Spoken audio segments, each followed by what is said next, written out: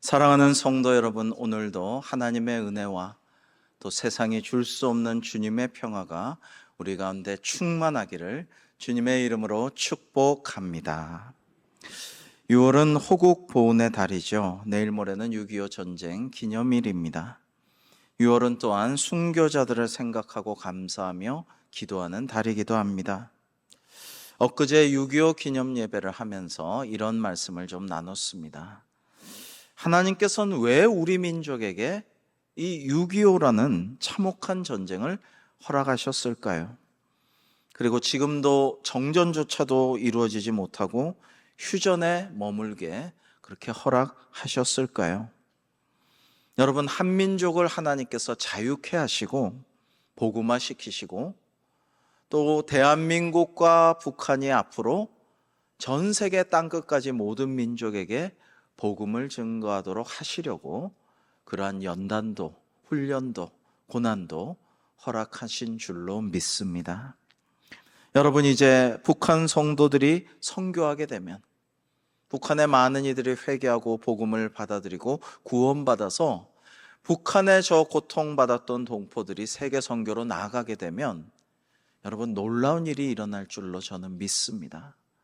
공산 독재 국가들도 저 러시아도 중국도 미얀마와 라오스 같은 나라도 하나님을 속속 믿고 구원받게 되는 역사가 일어나게 될 것입니다. 이를 위해서 순교의 피도 흘리게 허락하신 것입니다. 초대교회 당시 많은 유대인들이 지중해를 중심으로 넓게 퍼져 있는 로마 제국 곳곳에 흩어져서 살았습니다. 이러한 유대인들을 디아스포라라고 합니다. 여러분, 신학적으로 성서 역사적으로 많이 하는 말, 중요한 말입니다. 이 디아스포라라는 것은 바벨론 포로기에 시작됐습니다. 주전 587년에 남왕국 유다가 바벨론에 멸망되어서 수만 명이 포로로 끌려갔는데요.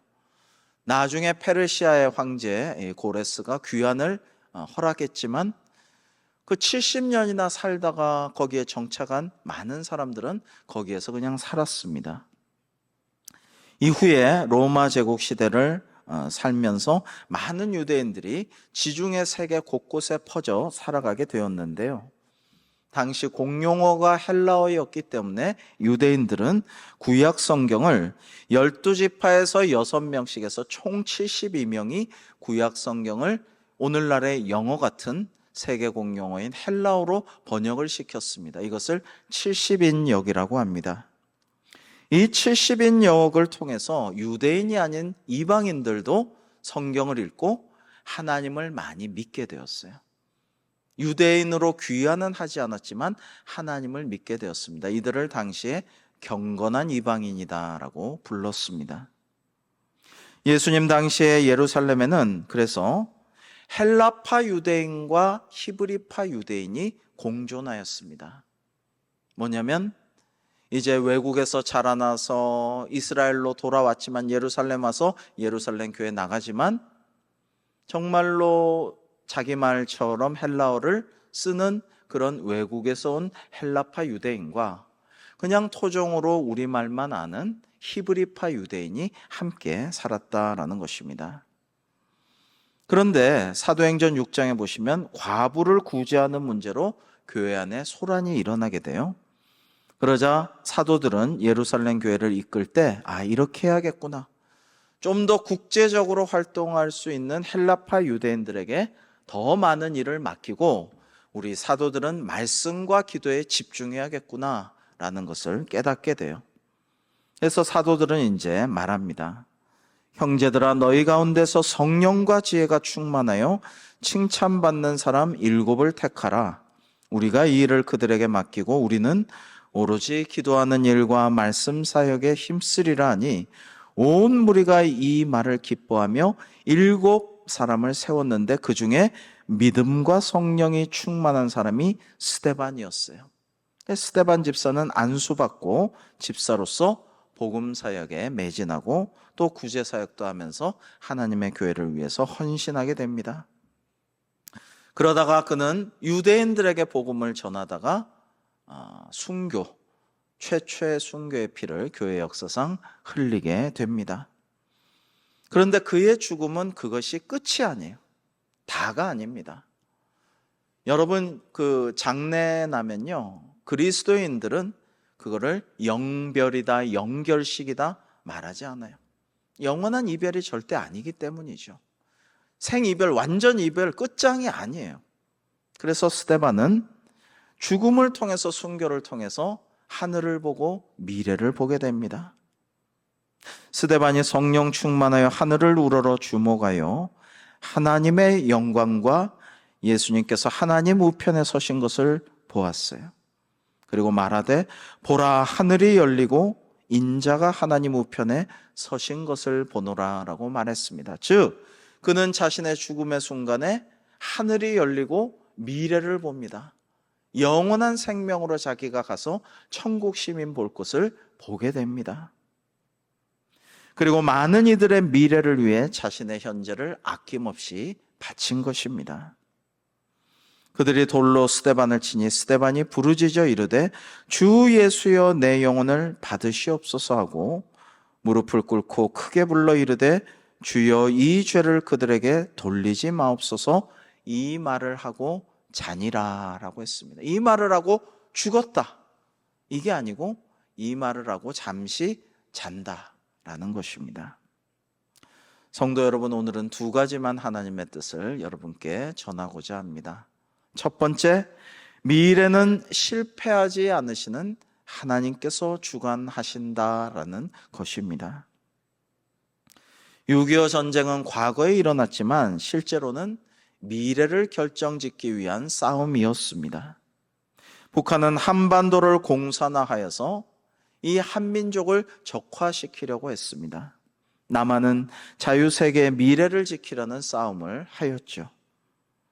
과거 믿음의 선진들과 순교자들 또 애국자들께서는 자신의 현세를 위해서, 자기의 현실을 보존하기 위해서가 아니라 미래를 위해서, 후손들을 위해서, 후배들을 위해서, 이 나라 이 민족의 장래를 위해서, 그래서 자신의 생명과 모든 것을 헌신하고 바쳤던 것입니다.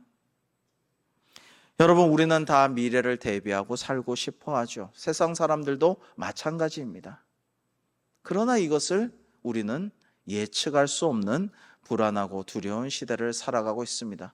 특별히 인류 역사상 가장 불안하고 예측 불가하고 두려운 시대를 우리는 살고 있죠.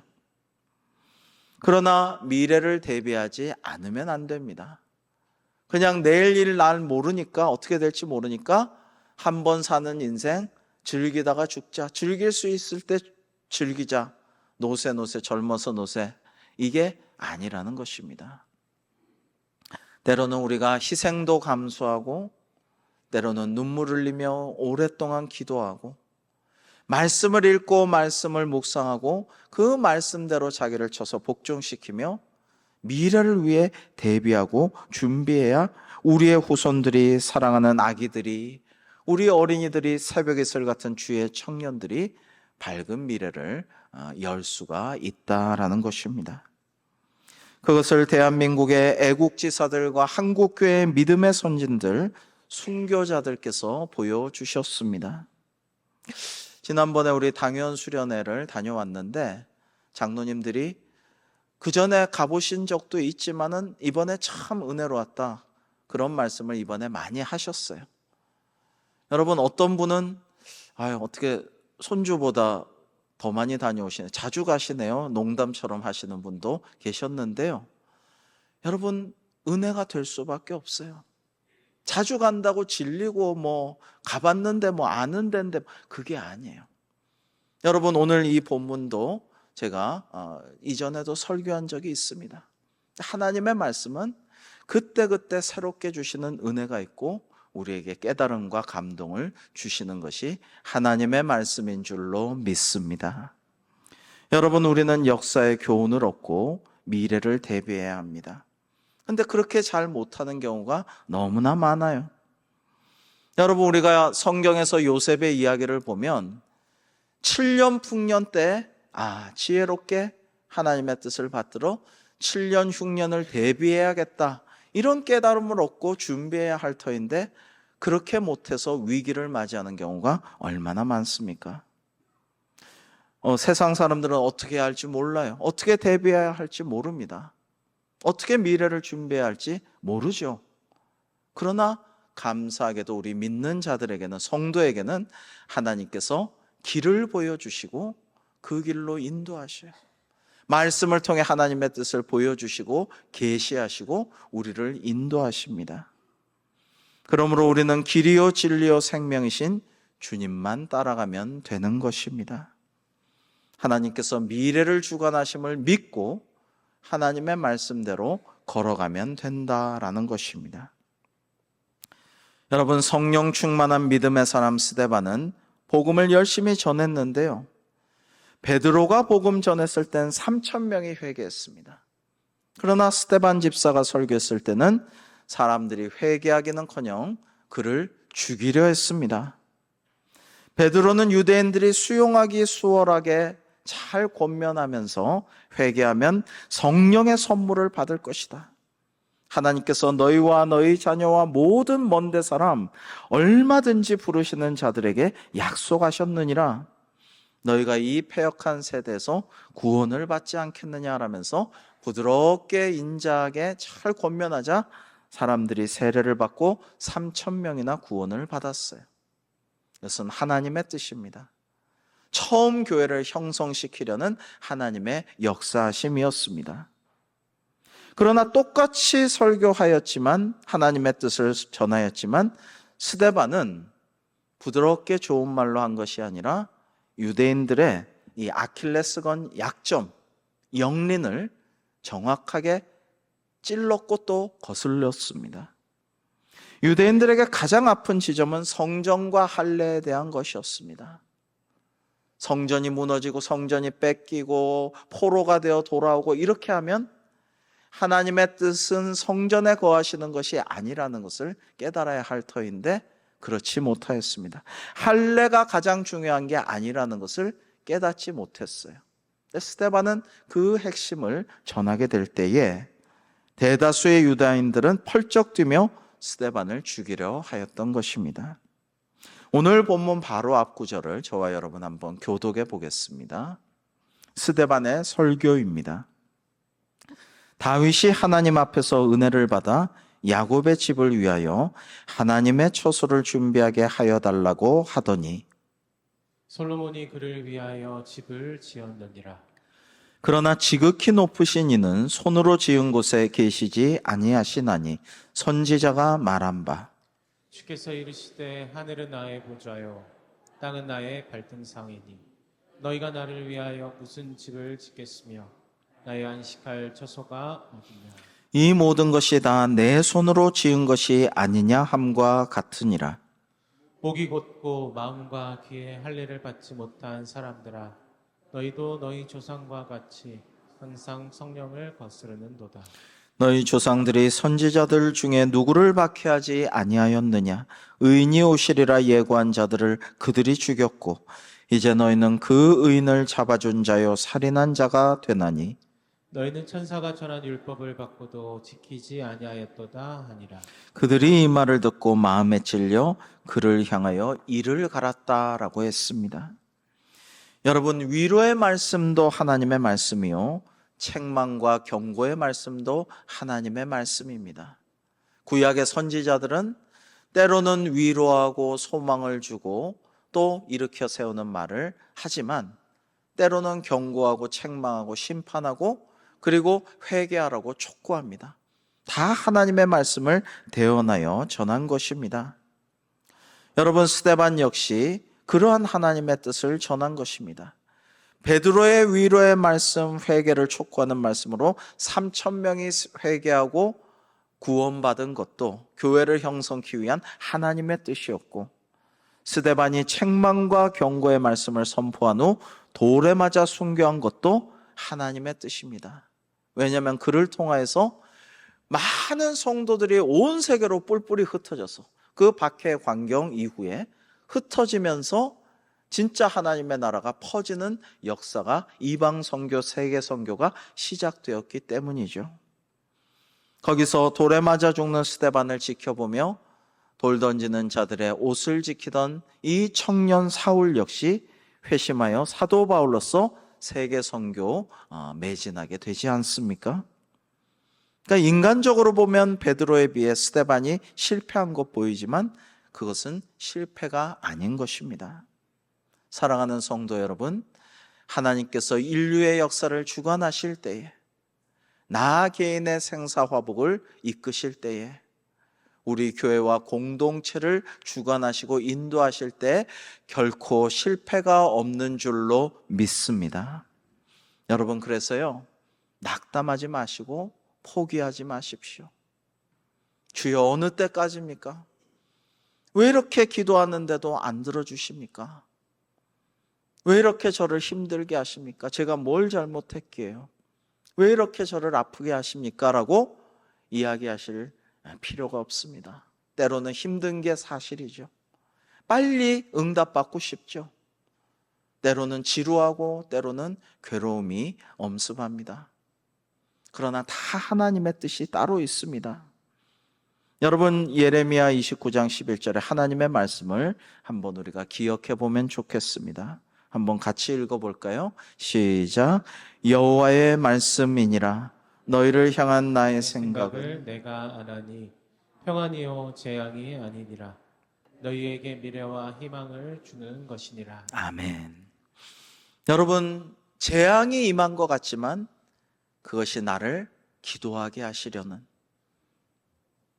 내 자신이 아니라, 주변 사람이 아니라, 물질이 아니라 하나님만 의지하게 하시려는, 그래서 구원받게 하고 나중에 큰 칭찬과 상급을 받게 하려는, 희망을 찾게 하시려는 하나님의 생각이신 줄로 믿습니다. 하나님의 생각은 하늘에 있고 우리의 생각은 땅에 머물러서 너무나도 차원이 다르다고 말씀드렸죠. 그러나 우리는 이해하지 못할 때가 많습니다. 이해 못하면 어떻게 해요? 그냥 기도해야죠. 하나님의 말씀대로 순종해야죠.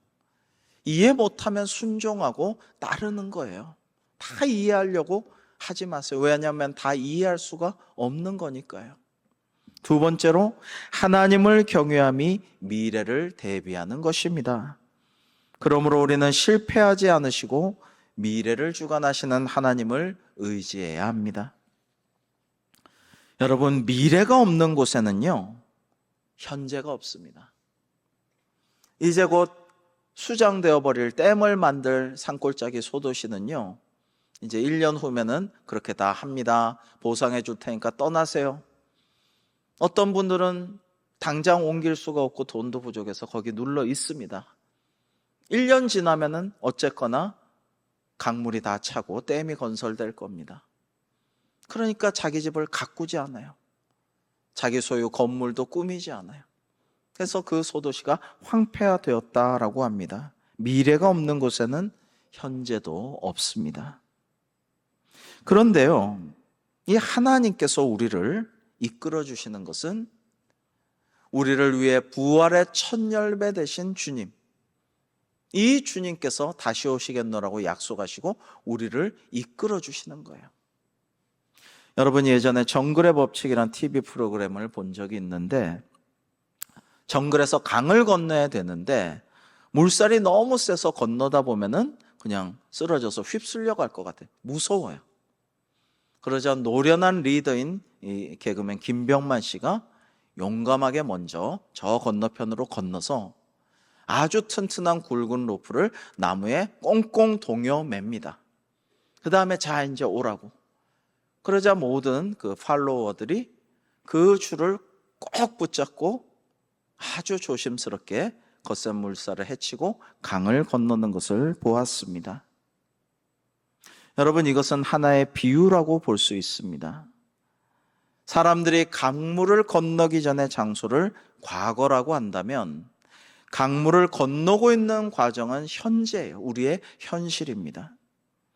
그리고 강물을 건넌 후에 줄이 메어져 있는 나무에 무사히 도착하여 안착하게 되는 것은 미래를 얻는 것이죠. 강 건너편에 메어 놓은 줄을 통해서 우리는 미래로 건너갑니다. 근데 먼저 가서 그 줄을 메어 놓은 분이 있어요. 먼저 부활하셔서 믿는 자들에게 부활의 첫 열매가 되신 예수 그리스도이시죠. 우리는 우리를 이끌어 주시는 참된 리더이신, 아니 길 그 자체이신 예수 그리스도를 따라서 예배, 말씀, 기도, 순종의 줄을 꽉 붙잡고 우리의 현실 세파가 몰아치고 우리를 휩쓸려 가도록 세상은 그렇게 우리를 요동치게 흔들어 놓지만 그 줄들을 꼭 붙잡고 예배하며 기도하며 말씀 읽고 묵상하며 하나님 뜻에 순종하며 미래를 향해 건너가야 돼요. 거기에는 주님께서 기다리고 계실 것입니다. 주님께서는 내가 너희를 위하여 거처를 예비하러 가노니 가서 너희를 위하여 거처를 예비하면 내가 다시 와서 너희를 내게로 영접하여 나 있는 곳에 너희도 있게 하리라 라고 약속하셨습니다. 여러분, 오늘 말씀은 순교의 현장을 증거하는 말씀이죠. 그런데 여러분, 보라 하늘이 열리고 인자가, 예수님께서 하나님 우편에 서신 것을 보노라 라고 그렇게 탄성을 질렀던 스데반 집사가 주 예수여 내 영혼을 받으시옵소서 다음에 이 죄를 그들에게 돌리지 마옵소서라고 하였어요. 저는 예전에 주님을 닮은 이러한 기도를 마지막 말로 유언으로 하는 스데반 집사의 모습에서 굉장히 감동과 함께 슬픔과 여러 가지 복합적인 감정을 느꼈었는데요. 이번에 설교 준비하면서 또 새로운 느낌을 주셨어요. 그것은 스데반 집사가 너무 착해서 너무 위대해서 너무 대단해서 이 사람들의 죄를 주여 그들에게 돌리지 마옵소서라고 한 것은 어떤 의미에서는 정말 그럴 수도 있겠다라는 생각을 했어요. 왜냐고요? 스데반 집사는 이제 천국 가니까, 예수님이 기다리고 계시니까, 영원한 천국 시민으로 살아갈 거니까 가장 좋은 곳으로 가게 돼요, 이제. 그러니까 우리가 생각하는 것처럼 순교가 슬프고 괴롭고 너무 고맙고 희생하고 이런 차원을 훌쩍 넘어서는 거예요. 가장 좋은 곳으로 가게 되니까 용서할 수 있어요. 그들을 위해 축복할 수 있어요. 기도할 수 있어요. 우리가 아까 482장 참 즐거운 노래를 불렀습니다. 여러분, 그렇습니다. 즐거운 노래를 부르며 찬양하는 심정으로 하늘나라로 이제 가는 거예요. 그렇기 때문에 주여 저들의 죄를 그들에게 돌리지 마옵소서라고 기도할 수가 있다라는 것입니다. 스데반은 지금 마음이 좋아요. 기뻐요. 행복해요. 자, 여러분, 우리는 스데반 집사의 순교의 장면을 보면서 우리도 어떤 형편에 있든지 간에 하나님께서 각자에게 주신 달란트와 인생의 여정이 다 다를지라도 이 절대적인 미래를 우리는 확보해야겠다. 영원한 미래. 그것은 우리 모두가 천국 가서 주님과 함께 영원토록 복을 누리며 살아가는 것인데요. 무엇을 잃든지 간에 물질을 잃든 건강을 잃든 지위를 잃든 인간관계를 잃든 심지어 생명을 잃든 간에 이 절대적인 미래 천국에 꼭 도달하는 저와 여러분 우리 모두가 되기를 주님의 이름으로 축복합니다. 여러분, 이게 제일 중요해요. 다른 건 그렇게 중요한 게 아니에요. 여러분, 베드로가 요한복음 21장에 보면 자기는 수제자, 근데 사도 요한은 애제자, 주님께 기대가지고 밥도 먹고 그냥 늘 옆에서 사랑받던 요한, 이 사람은 어떻게 됩니까? 주님. 그러자 예수님께서 내가 올 때까지 그를 머물게 하고자 할지라도 네가 무슨 상관이냐? 너는 나를 따르라 라고, 너 할 일이나 해라 라고 말씀하셨어요. 베드로는 수제자답게 교회의 아버지로서 부흥시키고 수많은 사역을 감당하다가 내가 어떻게 주님과 같이 십자가에 달려 죽으리까 하고 거꾸로 매달리기를 소망하여서 거꾸로 십자가에 매달려 순교했어요. 사역을 시작하자마자 순교한 야고보도 있고 스데반처럼 쓰임받은 사람도 있고 박해자였다가 사도로 쓰임받은 바울도 있고 정말 주님 말씀대로 끝까지 살아남아 요한계시록을 쓴 90이 넘도록 장수한 사도 요한도 있습니다. 저와 여러분, 우리는 하나님께서 어떻게 인도하시고 어떻게 사용하시고 어떻게 영광 받으실지 몰라요. 그러나 분명한 것은 있어요. 이 유명한 빌리 그레함 목사님께 어떤 성도가 목사님은 많은 미래에 대한 설교를 하셨는데 목사님 자신의 미래에 대해서도 좀 아시나요? 궁금해요 라고 여쭤봤답니다. 그러자 목사님은 저는 저의 미래는 전혀 몰라요. 그러나 제가 알고 있는 한 가지, 내가 아는 한 가지, 그건 뭐냐면 바로 나의 미래를 하나님께서 주관하신다라는 사실입니다 라고 답변했다라고 합니다. 사랑하는 성도 여러분, 나보다 나를 더 잘 아시고 나의 체질을 아시고 내게 필요한 것을 아시고 내가 앞으로 어떻게 가야 할지를 아시는 주님께서 나를 인도하실 줄로 믿습니다. 그러므로 오직 미래를 주관하신 하나님을 경외하고 순종하고 주님께 영광 돌리려고 살아가는 것이 우리가 진짜 미래를 대비하는 일이 될 것입니다. 한국교회는 코로나 이후 많은 어려움을 겪고 있습니다. 가장 문제는 다음 세대가 사라지고 있다라는 것입니다. 근근히 어렵게 유지되던 교회학교가 코로나를 기점으로 이후에 교회학교가 없어진, 사라진 교회가 너무나 많습니다. 청년 복음화율이 3%밖에 되지 않습니다. 그러나 다음 세대가 사라지면 교회의 미래 역시 없는 것이죠. 기독교는 과거 옛것에 매이지 아니하고 미래, 즉 다시 오실 주님께서 보라 새것이 되었도다라고 하시는 말씀을 의지하여 오늘을 현재를 미래가 이끄는 복음입니다.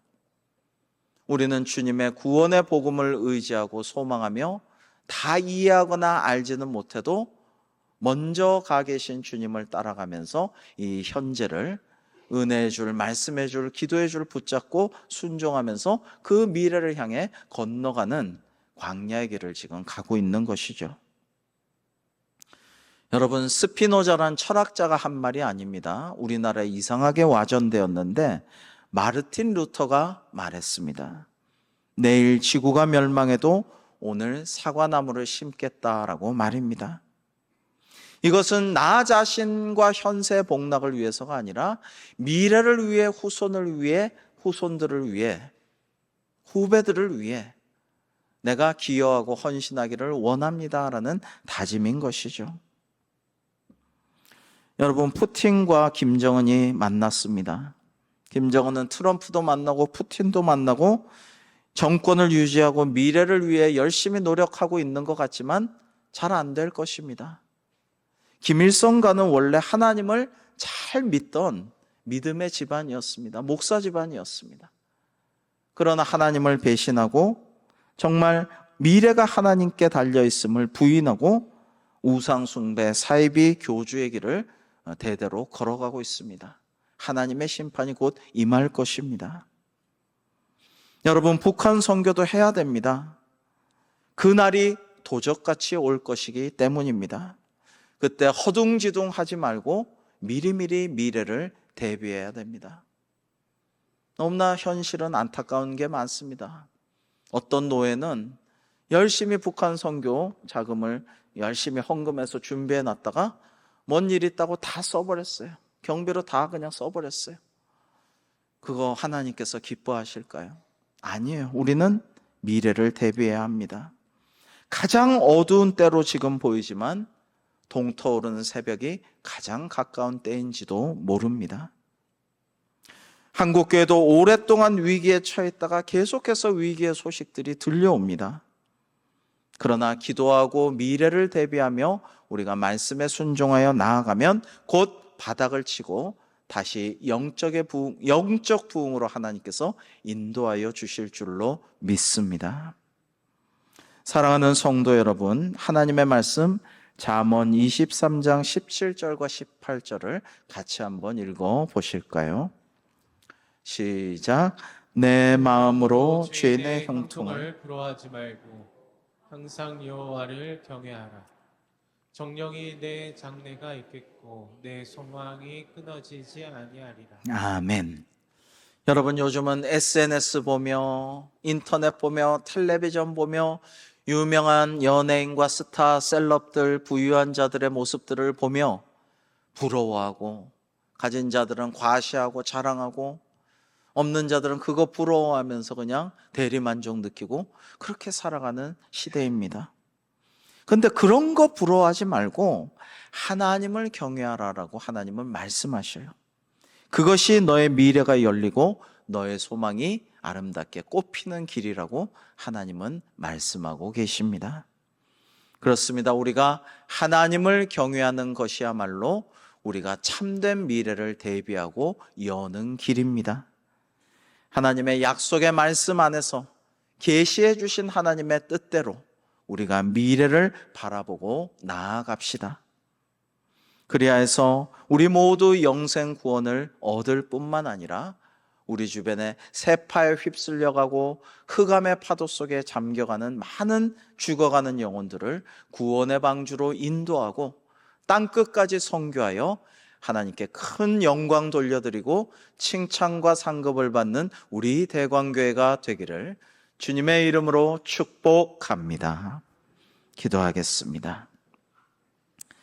하나님 아버지, 오늘 주신 말씀을 묵상하며 그렇습니다. 저희가 하나님을 경외하는 것이 곧 미래를 대비하는 줄로 아오니 주님 약속하신 말씀 안에서 미래를 바라보고 힘써 나아가는 저희들이 되게 하여 주시옵소서. 그리하여서 맡겨진 상황 속에서 최선을 다하며 사명을 감당케 하시고 하나님 주시는 풍성한 은혜를 누리는 삶, 주님께 마침내 칭찬과 상급을 받는 대광교회 되게 하여 주옵소서. 예수님의 이름으로 기도하옵나이다. 아멘.